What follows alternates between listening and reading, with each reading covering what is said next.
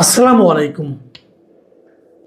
প্রিয় দর্শক, আপনারা জানেন যে অন্তর্বর্তীকালীন সরকার যখন দায়িত্বে ছিলেন, মানে ডক্টর ইউনূসের সরকার, তখন তারা বিভিন্ন সময় বিভিন্ন অধ্যাদেশ করেছিলেন।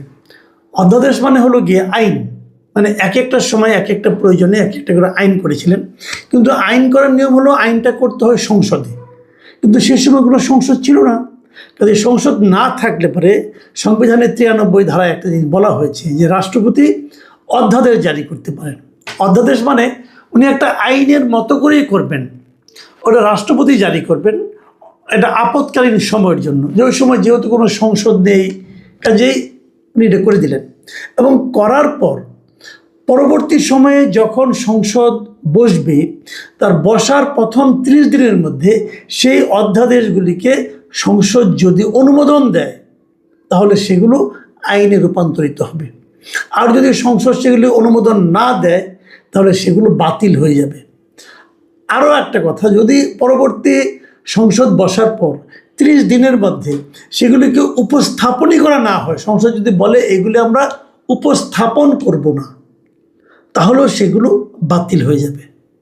মোদ্দা কথা হলো সংসদ বসার 30 দিনের মধ্যে সেগুলো ঠিক করতে হবে।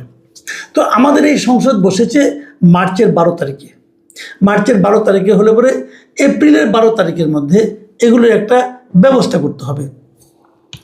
এবং 133টা অধ্যাদেশ কিন্তু জারি করেছিল অন্তর্বর্তীকালীন সরকার। তার মধ্যে 98টি অধ্যাদেশ হুবহু বিল আকারে তোলা হবে বলে বলা হচ্ছে। এটা কে বলছে? সংসদের একদম প্রথম দিনই সংসদে একটা কমিটি করে দিয়েছিল, একটা বিশেষ কমিটি গঠন করে দিয়েছিল যে এই যে এতগুলি অধ্যাদেশ আছে, এই বিশেষ কমিটি সেগুলো যাচাই বাছাই করবে। সেই 15 সদস্যের কমিটির মধ্যে বিএনপি ছিল এবং জামাতের এমপিরা, 3 জন জামাতের এমপি ছিল, 12 জন বিএনপির এমপি ছিল। তো এই যে জিনিসটা করা হলো, সেই বিশেষ কমিটি সেখান থেকে বলল যে আমরা 98টা অধ্যাদেশকে যেমন আছে তেমন হুবহু আমরা পাশ করে নেব। তো 98টা চলে গেলে আর থাকলো 35টা। এখন এই 35টার মধ্যে 15টা তারা বলছে আমরা এটা সংশোধিত আকারে সংশ্লিষ্ট মন্ত্রণালয়ের মাধ্যমে বিল আকারে তোলা হবে এইবারে, এই 12 তারিখের মধ্যেই। মানে 15টা অধ্যাদেশকে তারা বলবে যে এগুলো যে যে মন্ত্রণালয়ের জন্য প্রযোজ্য, সেই মন্ত্রণালয় এগুলোকে একটু চেঞ্জ করতে হবে, একটু চেঞ্জ করে এই সময়ের মধ্যে তুলবে এবং সেগুলোকে তারা আইনে রূপান্তরিত করে নেবে। আর থাকলো 20টা।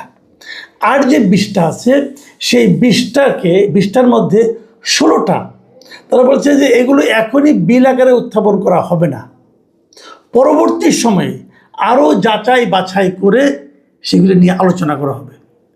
এবং বাকি যে 4টা আছে, ওই 4টাকে তারা বাতিল করে দিয়েছে, এগুলো আমরা তুলবই না, এগুলো নিয়ে আলোচনাই হবে না আপাতত।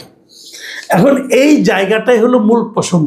আমি যদি এই 20টার কথা ধরি, যে 16টা এখনই বিল আকারে উত্থাপন না করে পরবর্তী সময় যাচাই বাছাই করে অধিকতর শক্তিশালী করে নতুন বিল আকারে উত্থাপন করা হবে, সেগুলোতে এখন তাহলে যে সংসদ এগুলি ছিল এগুলি বাতিল হয়ে গেল। আর যে 4টা একদম বাতিলই করে দিল, ওগুলি এখন সংসদে বিল আনয়ন করা হবে না, রহিত করে দেবে, সংসদে বিল তুলবে, এগুলি বাতিল করে দাও, সেগুলো বাতিল করে দেবে। এখন এই 4টা কি? এই 4টার মধ্যে প্রায় সবগুলি বিচার বিভাগ সংক্রান্ত, মানে বিচার বিভাগের স্বাধীনতা নিশ্চিত করার জন্য কয়েকটা অধ্যাদেশ জারি করা হয়েছিল। যেমন সুপ্রিম কোর্টের বিচারক নিয়োগ, সুপ্রিম কোর্ট সচিবালয় অধ্যাদেশ, সুপ্রিম কোর্ট সচিবালয় সংশোধন অধ্যাদেশ, এইগুলি জারি করা হয়েছিল। বেসিক্যালি এগুলোই তারা রহিত করে দিচ্ছে, মানে একদম বাতিল করে দিচ্ছে, এরকম 4টা। এখন এই যে 4টা বাতিল করে দিল, এগুলি বেসিক্যালি কিন্তু বিচার বিভাগের স্বাধীনতার সঙ্গে সংশ্লিষ্ট। এখন তাহলে কি এই সরকার বিচার বিভাগের স্বাধীনতা চায় না? এটা কিন্তু একটা বড় প্রশ্ন। আমরা দেখেছি যে বিভিন্ন সময়ে এই বিচার বিভাগের স্বাধীনতার কথা সবাই বলে, কিন্তু যখন যে ক্ষমতায় যায় সে যে প্রথমেই বিচার বিভাগের স্বাধীনতাকে খর্ব করতে চায়। মানে তারা চায় যে বিচার বিভাগ সরকারের ইচ্ছা মতো চলবে, সরকারের পছন্দ অনুযায়ী বিচারক নিয়োগ করা হবে, সরকার যেভাবে চাইবে সেভাবে রায় আসবে, এই ধরনের একটা আকাঙ্ক্ষা ক্ষমতায় যে যায় তার মধ্যে আমরা এর আগে দেখেছি। শেখ হাসিনাও তাই করেছেন। সুপ্রিম কোর্টের বিচারক কাকে নিয়োগ করা হবে, কী সমাচার, এগুলি সব তাদের ইচ্ছা অনুযায়ী, হাসিনার ইচ্ছা অনুযায়ী হতো, ওভাবে রায়ও আসতে বলে অনেকে বলে থাকেন। তো সেই জিনিসটা অন্তর্বর্তীকালীন সরকার এসে কিন্তু পাল্টে দিয়েছিল যে অধ্যাদেশের মাধ্যমে।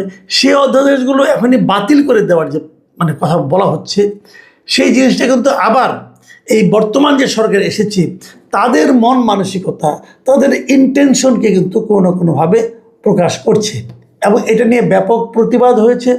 এবং এই প্রতিবাদ নিয়ে মানে অলরেডি আগামী শনিবার দিন রাজপথেও বিরোধী দল, বিশেষ করে জামাত, এনসিপি এরা রাজপথে নামবে বলে হুমকিও দিয়েছে, কর্মসূচিও দিয়েছে। সম্ভবত এটাই হতে যাচ্ছে এই সরকারের বিরুদ্ধে প্রথম রাজপথের আন্দোলন। এই জিনিসটা সরকার কেন করছে এটা এখন আমার কাছে ক্লিয়ার না, কিন্তু আমি মনে করি এটাকে রহিত করার কোনো দরকার ছিল বলে আমার কাছে মনে হয় না। সরকার এটা করে কার পারপাস সার্ভ করছে অথবা কীভাবে তারা বিচার বিভাগের স্বাধীনতা চায় বলে প্রমাণ করছে, এটা আমি আসলে বুঝতে পারিনি। এর বাইরে যে 16টা তারা পরবর্তী সময়ে উত্থাপনের সিদ্ধান্ত নিয়েছে, তার মধ্যে আছে গুম প্রতিরোধ ও প্রতিকার কমিশনেরই, দুর্নীতি দমন কমিশন, জাতীয় মানবাধিকার কমিশন অধ্যাদেশ, পুলিশ কমিশন অধ্যাদেশ এবং গণভোট অধ্যাদেশ। এগুলিকে তারা বলছে যে এগুলি এখন আপাতত উপস্থাপন করা হবে না, পরে করব আমরা। এখন উপস্থাপন না করা মানে হচ্ছে এগুলো আর কার্যকর থাকছে না। এখন এগুলো নিয়ে আপনারা এর মধ্যে অনেক পত্রপত্রিকায় লেখা পাবেন, মতামত পাবেন, বিশ্লেষণ পাবেন, এগুলো নিয়ে আপনারা পড়তে পারেন। আমার মনে হয় এর মধ্যে আমি সোহরাব হাসান ভাইয়ের একটা লেখা দেখলাম প্রথম আলোতে, আপনারা ওটা যদি পড়েন মোটামুটি একটা ধারণা পেয়ে যাবেন যে কী কী অধ্যাদেশ তারা এখন উপস্থাপন করছে না, পরে করবে, এগুলো দেখবেন। তো সোহরাব হাসান ভাই লেখাটা আপনার সবাইকে পড়ার অনুরোধ করছি। কিন্তু ওখানে আমি আজকে যে আলোচনাটা করবো একটা বিষয়, সেটা হলো গণভোট অধ্যাদেশ নিয়ে। এই বিষয়টা নিয়ে সোহরাব ভাই তেমন কিছু বলেননি, অথচ আমার কাছে মনে হয়েছে যে গণভোট অধ্যাদেশ নিয়ে যেহেতু সোহরাব ভাই অথবা অন্য কোনো আমি কোথাও কোনো লেখা পাইনি, কাজে আমি সিদ্ধান্ত নিচ্ছি এটা নিয়ে আপনাদের সঙ্গে আমি একটু কথা বলতে চাই যে গণভোট অধ্যাদেশটা কী আসলে। গণভোট রাষ্ট্রপতি বলেছিলেন যে গণভোট দেওয়া হবে জুলাই সনদ বাস্তবায়নের জন্য, এবং এই জন্য উনি একটা অধ্যাদেশ জারি করেছিলেন। মজার ব্যাপার হলো রাষ্ট্রপতির আসলে এই ধরনের কোনো অধ্যাদেশ জারি করার এখতিয়ারই নেই। আপনি অধ্যাদেশগুলি পাশ করেন, কোনো সমস্যা নেই, কিন্তু যেটা উনি অধ্যাদেশ করতেই পারেন না, যেটা অধ্যাদেশই হয় না, সেটা আপনি পাশ অথবা বাতিল কীভাবে করবেন? মানে 93 সংবিধানের 93-এর 1 ধারায় বলা আছে যে আপনি করতে পারবেন, অধ্যাদেশ রাষ্ট্রপতি জারি করতে পারবে, কিন্তু পরে আবার ওখানে একটা শর্ত দেওয়া আছে। শর্ত হলো যেগুলো সাধারণ সময়ে আইন করা যায় এই আইনগুলিকেই কেবল অধ্যাদেশ করা যাবে। কিন্তু গণভোট তো কোনো আইনের অংশ না, গণভোট হলো সংবিধানের অংশ।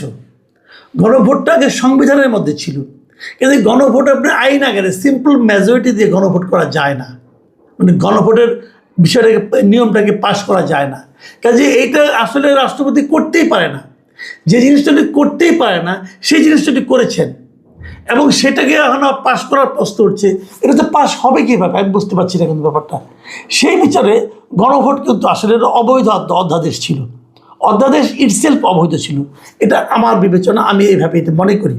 তো এখন সেই জিনিসটা যদি পাশ করে নেয় তাহলে এই যে গণভোটটা হয়ে গেল, এটা কিন্তু এক ধরনের বৈধতা পায়। কিন্তু একটা অবৈধ জিনিসকে আপনি কীভাবে বৈধতা দিবেন, এটা কিন্তু একটা বেসিক কথা। 2 নম্বর কথা হলো গণভোট যেটা হয়েছে সেটা কিন্তু এক ধরনের প্রতারণা বলে আমি মনে করি। কারণ গণভোটের মধ্যে এমনভাবে প্রশ্ন সেট করা হয়েছে, সেই প্রশ্নের মধ্যে আপনি হাও দিতে পারবেন না, নাও দিতে পারবেন না। 48টা প্রশ্নের আপনাকে উত্তর দিতে হবে। যদি সেখানে 4টা প্রশ্ন আছে, এই 4টার মধ্যে কিন্তু অনেকগুলি প্রশ্ন আছে। তো এই সবগুলি প্রশ্নের উত্তর আপনি হয় হা দিবেন, তাহলে না দিবেন। হা দিলে সবগুলি হা, না দিলে সবগুলি না। এটা তো ভাই কীভাবে সম্ভব? একসঙ্গে এতগুলি প্রশ্নের কি একটা হা অথবা না দিয়ে উত্তর দেওয়া যায়? যায় না। কিন্তু আমি একটা উদাহরণ দিয়েছিলাম, বেশ কয়েকবার আমি দিয়েছি, বিভিন্ন জায়গায় আমি দিয়েছি। সেই উদাহরণটা আমি আপনাকে আবার দিই আপনাদেরকে। তো সেই উদাহরণটা হলো, ধরেন আপনাকে একজন কেউ নাস্তার দাওয়াত দিল, টেবিলের মধ্যে বড় প্লেটের মধ্যে নাস্তা আছে, ফলমূল আছে, ডিম আছে, রুটি আছে, সব কিছু আছে, আবার তার সঙ্গে 1 পেগ হুইস্কিও আছে। এখন আপনাকে বলা হলো এই সবগুলি মিলিয়ে হলো আপনার প্যাকেজ, নাস্তার প্যাকেজ। আপনি যদি খান সবগুলি খেতে হবে, আর না খেলে একটাও খেতে পারবেন না। তার মানে আপনি যে বলবেন যে আমি কলা খেয়ে আর ডিম খেয়ে চলে যাব, তা পারবেন না, কিন্তু তাহলে আপনি হুইস্কিও খেতে হবে। আবার আপনি যদি বলেন যে আমি তো মুসলিম, আমি তো হুইস্কি কীভাবে খাবো না, তা হবে না। খাইলে সবগুলি খান, না খেলে একটা খেতে পারবেন না। তাহলে হয় আপনি না খেয়ে ক্ষুধার্ত থাকবেন, অথবা আপনি হারাম খাবেন। হিসাবটা কিন্তু এরকম, আমাদের এই গণভোটের প্রশ্নগুলো ছিল এরকম যে কিছু কিছু আপনি মানতে পারবেন, কিছু কিছু মানতে পারেন, আপনি কী করবেন? আপনি ইয়েস দিলে সবগুলো আপনি ইয়েস হয়ে যাবে, আর নো দিলে সবগুলো নো হয়ে যাবে। আমি তো নো দিতে চাই না, কারণ এখানে আমার পছন্দের অনেক কিছু আছে। তো এই যে একটা ক্যারিকেচার, এটা জনাব আলী রিয়াজ, ডক্টর ইউনূস এরা বানিয়ে রেখে গেছিল যে আমাদেরকে বিপদে ফেলানোর জন্য। এবং অনেকে বলে, যেমন আজকে অনেকে বলছেন, আমি দেখলাম অনেক লিডার, পলিটিক্যাল লিডাররা বলছেন যে বিএনপি তো হা দিতে বলেছিল। হ্যাঁ বলেছিল, কিন্তু আপনাকে মনে রাখবেন, আমি মনে করি যে বিএনপিকে আসলে হা বলতে বাধ্য করা হয়েছিল। এটা ওয়ান কাইন্ড অফ ব্ল্যাকমেলিং ছিল। ব্ল্যাকমেলিং এই কারণে, তখন যদি বিএনপি বলতো যে আমি না ভোট দেন, তাহলে সবাই মিলে বলতো কি, এই যে জামাত, আপনার এনসিপি, এরা কি বলতো, ওনারা জুলাই চেতনা চায় না। জুলাই সনদে স্বাক্ষর করছে, কিন্তু তারা জুলাই চেতনাকে অস্বীকার করে।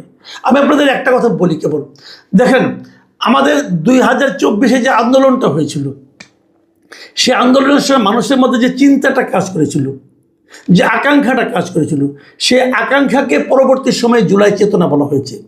জুলাই চেতনা আন্দোলনের সময় কেউ বলতে পারবে না যে কেউ একজন লোক আন্দোলন করার সময় ভেবেছিল যে আমরা একটা সংস্কার করব।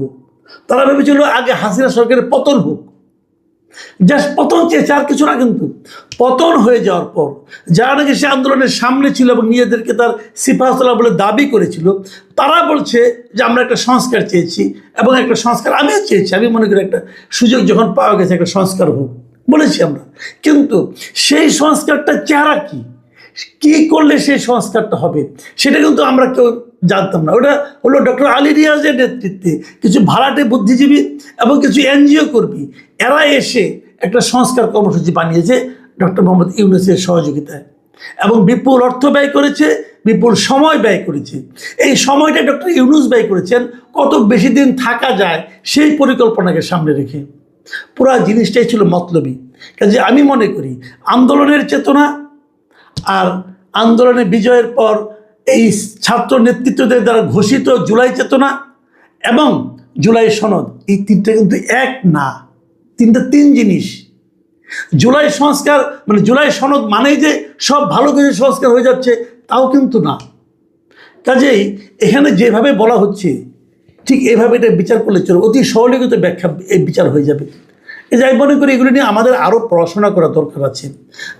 আমি নিজে গণভোটটাকে কখনোই সাপোর্ট করিনি, এখন দেখতেছি গণভোট এরাও বাতিল করতেছে, এটা একটা ভালো দিক। আমি মনে করি গণভোটটা এভাবে হওয়া উচিত না, এবং গণভোটের এই জিনিসটাকে এই গুরুত্বই দেওয়া উচিত না, এটা আমি মনে করি। আবার উল্টার দিকে এই যে বিচার বিভাগের ব্যাপারে সরকার যে সিদ্ধান্ত নিয়েছে, এটাও আমি পছন্দ করছি না। এতে সরকারের ইন্টেনশনটা যে খুব একটা ভালো না সেটা মনে হচ্ছে। প্রিয় দর্শক, আগামী দিনগুলিতে আমি সবাইকে বলবো যে এমন কিছু করবেন না যাতে নাকি আপনাদের দলীয় যে চিন্তা, দলীয় যে মতলব, সেটাই যেন প্রাধান্য পাচ্ছে, এমন কিছু প্লিজ করেন না। দেশের মানুষের কথা একবার ভাবেন। দেশের মানুষ আপনাকে আজকে ভোট দিয়েছে, কালকে কিন্তু ভোট নাও দিতে পারে, এগুলো মাথায় রাখেন। প্রিয় দর্শক, এখন এই পর্যন্তই। আল্লাহ হাফেজ।